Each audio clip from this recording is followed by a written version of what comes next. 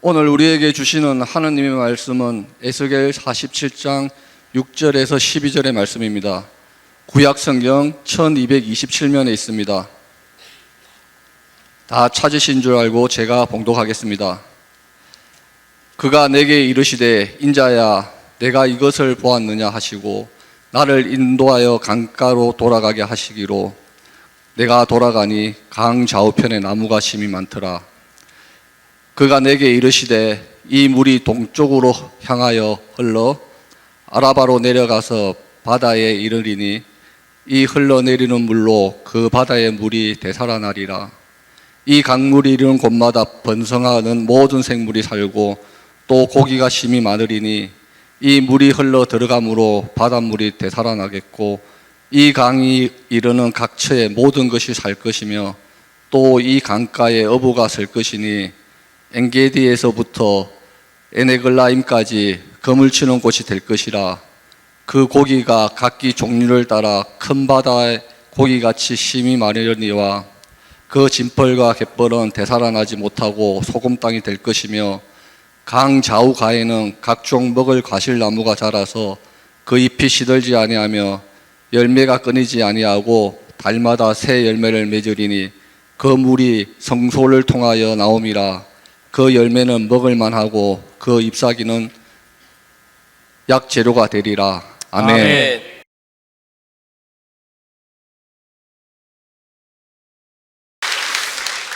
위르게 몰트만이라고 하는 유명한 독일의 신학자가 지난 6월 3일 자택에서 향년 98세로 소천했습니다.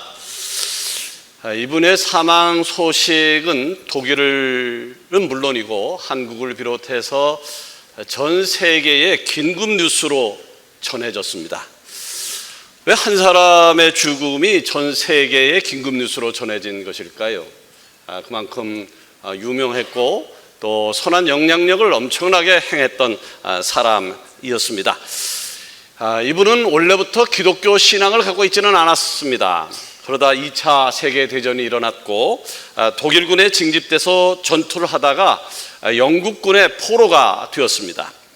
이 과정에서 몰트만 교수는 전쟁의 끔찍하고 참혹한 광경을 직접 경험해야 했습니다. 방금 전까지 함께 대화를 나누던 동료 병사들이 총에 맞아서 피를 흘리며 죽어가는 것을 보았고 포탄이 터지면 병사들의 팔과 다리가 사방으로 날아가는 것을 목도해야 했습니다. 이런 지옥과 같은 현장 속에서 몰트만 교수는 가장 근원적인 질문을 던지게 되어집니다. 삶과 죽음은 무엇인가? 인간은 어디서 와서 어디로 가는 것인가? 이 처절한 질문 속에서 그는 결국 하나님을 만났고 후에 세계적인 신학자가 되었습니다. 이분이 강조한 것은 미래와 그리고 희망이었습니다.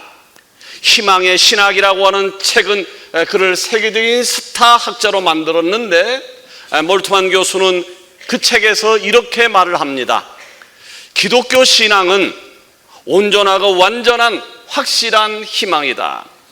앞으로 향하는 것이자 오고 있는 것에 대한 기대 속에 사는 것이다. 아멘.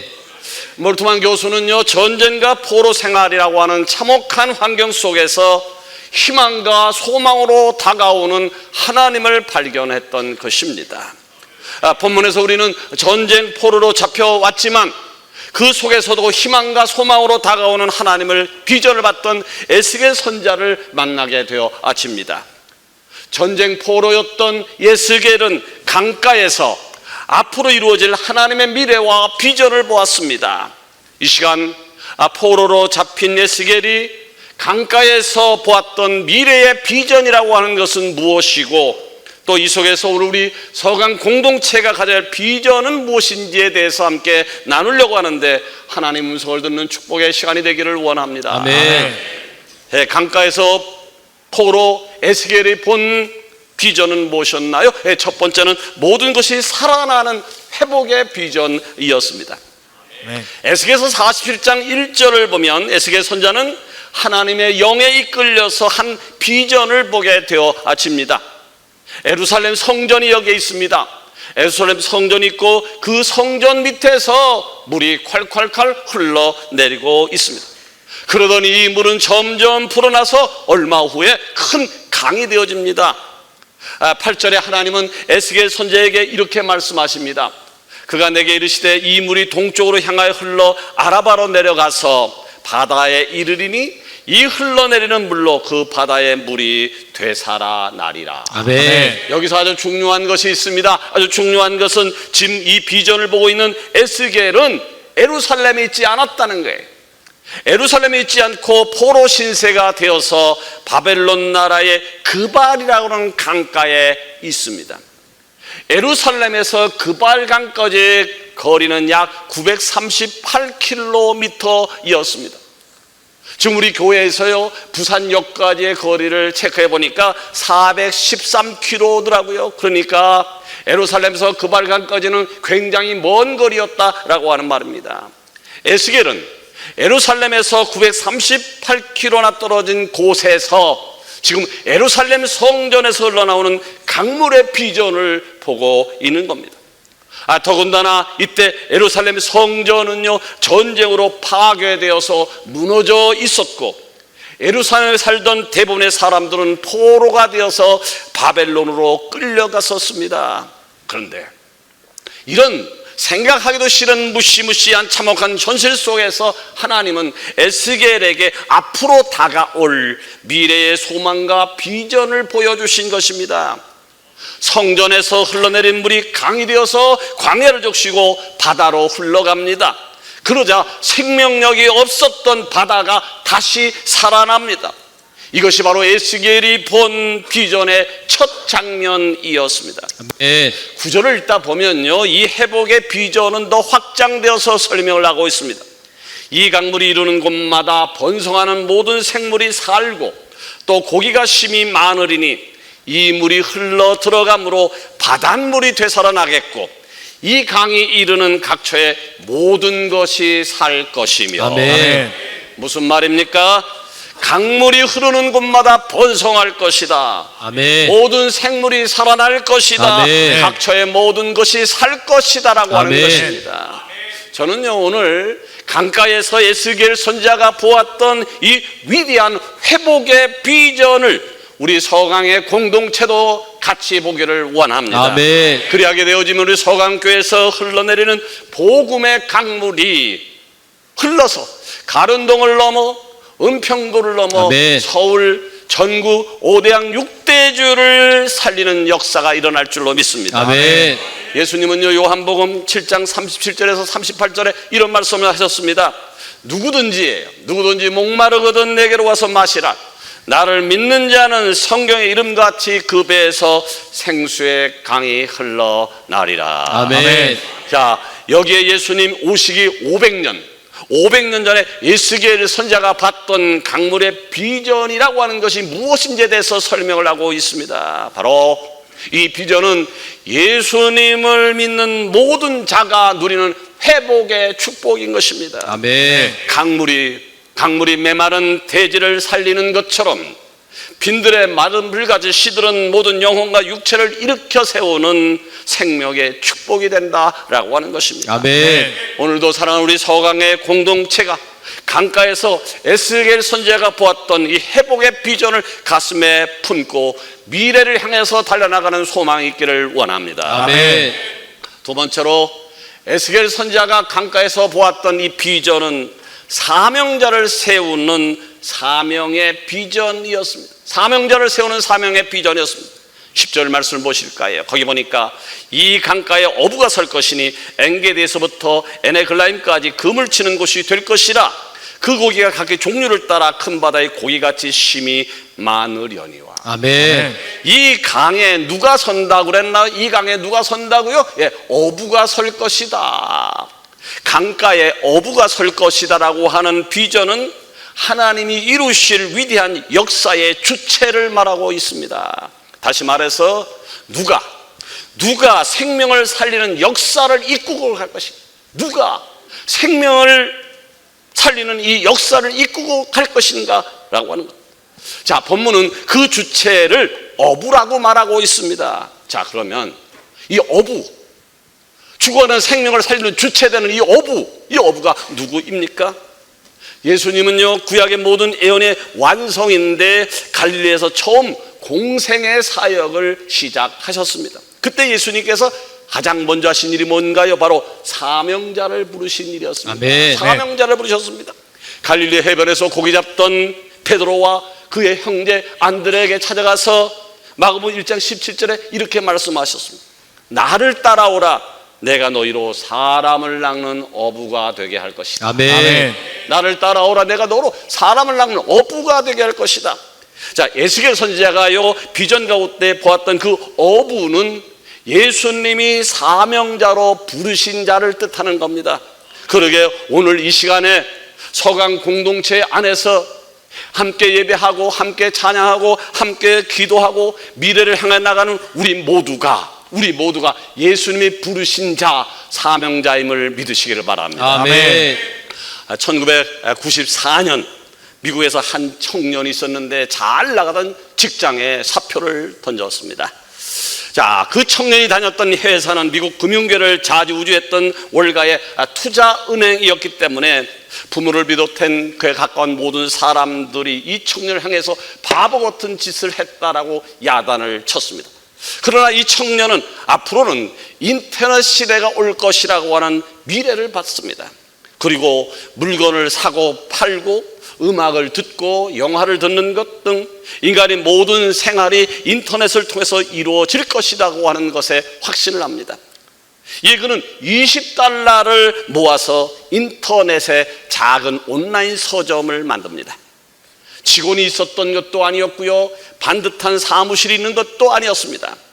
자기가 사장이자 유일한 직원이었으며 사무실은 그의 집 창고였고 사무기기는 컴퓨터 2대가 전부였습니다. 이 사람의 이름은 제프 베조스였고 그가 만든 인터넷 서점의 이름은 유명한 아마존닷컴입니다. 1994년 초락에 인터넷 서점을 시작했던 이 아마존, 어떻게 되었습니까? 현재는 미국 온라인 쇼핑몰 매출 1위, 미국 전체 온라인 소매 시장의 약 절반가량을 차지하고 있습니다. 지금 아마존은 책만 파는 곳이 아닙니다. 옷이나 가구 같은 생필품에서부터 컴퓨터, 자동차 등 거의 모든 것을 판매하고 있고 그 매출량은 어마어마합니다. 무엇을 말하는 것입니까? 미래의 비전을 보고 확실한 한 사람에 의해서 역사가 바뀌어진 것을 말하는 겁니다. 우리는 이를 가리켜서 게임 체인저라고 부릅니다. 아마존닷컴을 창립했던 제프 베조스, 세계 최초로 스마트폰을 만든 스티브 잡스 같은 사람입니다. 여러분, 여기서 우리가 반드시 기억해야 될 것이 있습니다. 게임 체인저는 많은 사람들이 아니라고 하는 것은, 게임 체인저는 많은 사람들이 아닙니다. 미래의 비전을 보고 확신한 바로 한 사람만이 게임 체인저가 될 수 있습니다. 그 한 사람이 용기를 내서 다른 사람이 가려고 생각하지 않았던 그 길을 갔을 때에 게임 체인저가 되어진 것입니다. 성경을 읽다 보면요, 성경에도 이런 게임 체인저가 등장을 합니다. 모든 사람들이 자기 만족과 욕심에 빠져서 그저 먹고 즐기는 일에만 몰두하고 있을 때에 오직 한 사람 노아는 하나님의 미래를 확신하며 산 꼭대기에서 방주를 만들었습니다. 그 시대에 노아는 게임 체인저였던 것이죠. 아멘. 이스라엘이라는 나라가 망해버렸습니다. 수도 예루살렘은 함락되어서 폐허가 됐고 많은 사람들은 포로로 잡혀갔었습니다. 이제 어쩌면 좋으냐? 다시는 고향에 가지 못하겠다. 모든 사람들이 절망 속에 울부짖고 있을 때 오직 한 사람, 다니엘은 뜻을 정하고 하루에 3번씩 시간을 정해서 예루살렘을 향해서 기도했었습니다. 다니엘은 포로기 시대의 게임 체인지였던 것이죠. 저는 시간이 날 때마다 주님께 기도하는 것이 있습니다. 주여, 우리 서강 공동체 안에서 주님이 예비해 주신 게임 체인저가 많이 나오게 하여 주옵소서.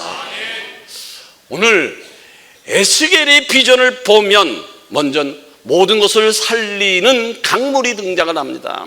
이 강물은 메마른 사막을 적시면서 바다로 흘러들어갑니다. 강 주변을 보게 되어지면 푸른 나무들이 숲을 이루고 바다는 온갖 생물들이 살아납니다. 그런데 그런데 강물이 흐르고 바다에 물고기 넘쳐요. 강물이 흐르고 바다에 물고기 넘치면 그것이 끝입니까? 아닙니다. 뭐가 더 필요할까요? 뭐가 더 필요할까요? 넘쳐나는 물고기를 관리할 수 있는, 잡아들일 수 있는 어부가 반드시 필요한 것입니다. 아무리 물고기가 많다, 그것을 잡아갈 어부가 없다라고 하면 그 많은 물고기가 무슨 의미가 있을까요? 이렇게 어부는 하나님의 역사를 이끌고 나가는, 하나님의 역사를 이끌고 나가는 사명자이자 일꾼이라고 하는 것입니다. 아멘.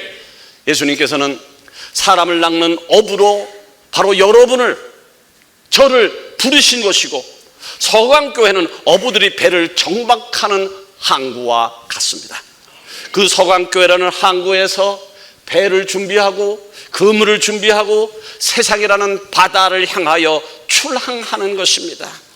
그리고 거기에서 사람을 낚아서 다시 교회로 돌아오는 것이죠. 바로 이것이 바로 어부의 사명입니다. 아멘. 자, 사명자 이야기를 하게 되어지면 어떤 사람들은 이렇게 이야기를 할 수 있습니다. 예, 사명자라고 하는 것은 목회자를 사명자라고 하는 것이죠. 선교사님들을 사명자라고 하는 것이죠. 그러나 기억하십시오. 사명자는 목회자나 선교사나 아니면 장로님들 뿐만이 아니다라고 하는 것을요, 사명자는 지금 이 시간 하나님 앞에 나와서 예배하는 모든 분들이, 바로 여러분들이 사명자임을 기억하기를 바랍니다. 아멘. 왜 여러분들이 사명자인가요? 왜 여러분들이 일꾼일까요? 바로 하나님이 여러분을 부르셨으니까요. 아멘. 하나님이 불러서 서강 공동체를 만들어 주셨으니까요. 아멘. 성경은요, 하나님의 부르심을 받은 사명자들의 이야기로 가득 차 있습니다. 아주 차디찬 로마 감옥에 갇혀서 죽음을 바라봐야 했던 사도 바울은 디모데후서 4장 17절에 이렇게 고백을 합니다. 주께서 내 곁에 서서 나에게 힘을 주심은 나로 말미암아 선포된 말씀이 온전히 전파되어 모든 이방인들이 듣기에 하려 하심이니 내가 사자의 입에서 건짐을 받았느니라. 아멘. 아멘. 이런 위대한 고백이 사도 바울만의 전유물일까요? 에스겔 선지자가 강가에서 봤던 고기를 잡는 그 어부의 비전, 그 사명의 비전이 이 시간 우리에게도 변함없는 사명과 헌신으로 불타오르기를 소원합니다. 아멘. 세 번째로 강가에서 본 에스겔의 비전이 뭔가요? 바로 새 열매를 맺는 결실의 비전이었습니다. 새 열매를 맺는 결실의 비전이었습니다. 12절에 보니까 강 좌우가에는 각종 먹을 과실나무가 자라서 그 잎이 시들지 아니하며 열매가 끊이지 아니하고 달마다 새 열매를 맺으리니 그 물이 청소를 통하여 나옵니다. 그 열매는 먹을 만하고 그 잎사귀는 약 재료가 되리라. 아멘. 에스겔 선지자가 본 비전은 성전에서 나온 강물 주변에서 열매를 맺는 과실나무였습니다. 그 열매는 끊이지 않았고 매달 새로운 열매를 맺습니다. 그 열매는 맛있었고 심지어 잎사귀는 병을 치료하는 약이 되었습니다. 바로 결실의 비전이었던 것이죠. 아멘. 이것은 하나님이 미래에서 이루실 역사의 결과를 보여주는 것입니다. 모든 것을 살리는 회복의 비전이 방향이고 강물에서 물고기를 잡는 사명의 비전이 주체라고 한다면 달마다 새로운 열매를 맺는 결실의 비전은 바로 그 결과인 것입니다. 아멘. 이스라엘이라는 나라는요, 우리나라처럼 어느 곳에 가나 푸른 나무가 울창하게 자라나는 그런 땅이 아닙니다. 이스라엘의 젖줄기라는 요단강 주변을 제외한다면 대부분 황량하고 거친 땅으로 구성되어져 있습니다. 그러기에 지금 에스겔 선지자가 보고 있는 비전, 즉 강 주변에 울창한 나무가 자라고 그 나무에서 날마다 새 열매가 맺는다라고 하는 것은 현재로서는 불가능한 것이었습니다. 그러면 어떤 분들은 이렇게 말할 수 있을 것입니다.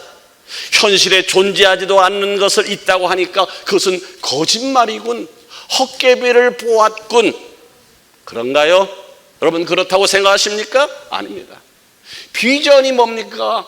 비전이란 믿음으로 눈에 아직 오지 않은 미래에 대해서 확신하는 것, 이것을 바로 비전이라고 얘기합니다. 아멘. 그래서 히브리서 11장 1절에 히브리서 기자는 믿음이라고 하는 것이 뭐냐? 믿음은 바라는 것들의 실상이요 보지 못하는 것들의 증거다. 아멘.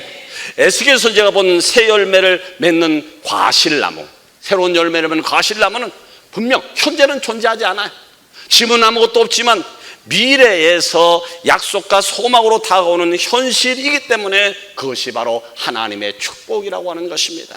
아멘. 바로 이것이 비전입니다. 아멘. 우리의 현실로 돌진해 들어오는 하나님의 미래라고 하는 것입니다. 아멘. 자, 그러면 에스겔 선지자가 봤던 이 새 열매의 비전, 이 새로운 열매의 비전이 무엇인가요? 요한복음 15장 5절에 예수님이 이렇게 말씀하십니다. 나는 포도나무요 너희는 가지. 나는 포도나무에 너희는 가지. 그가 내 안에 내가 그 안에 거하면 사람이 열매를 많이 맺나니 나를 떠나서는 너희가 아무것도 할 수 없을 것이다. 아멘. 여러분, 예수님은 포도나무십니다. 아멘. 우리는 그의 가지입니다. 아멘. 가지가요 잘난 체하고 나무에서 떨어져 있게 되어지면, 독립하게 되어지면 어떻게 될까요? 잠시는 살아있는 것 같지만 필경은 죽을 수밖에 없습니다.